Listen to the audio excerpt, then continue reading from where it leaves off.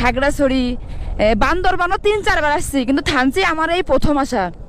মানে আমি থানচির এই মানে পাহাড় দেখেন মানে এত সুন্দর মনে হচ্ছে আমি বাইরের কোনো দেশে আছি, মানে আমি বাংলাদেশে নেই।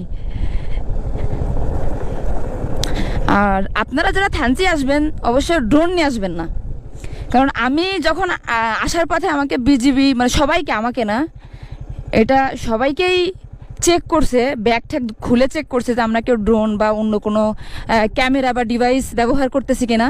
সেটা আমাদের দেশের জন্য একটা সিকিউরিটি, যে মানুষ অনেক সময় আছে ভিডিও করে বা কোনো সমস্যা হতে পারে, যে কারণে ওনারা হচ্ছে ইয়া করে এনআইডি কার্ডের ফটোকপি বা সব কিছুই রেখে দেই।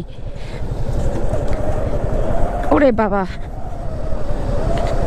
মানে এমন খারাপ রাস্তা, এইখান থেকে রাস্তাতে উঠে সোজা আমরা যাবো ওই পাহাড়ের উপর।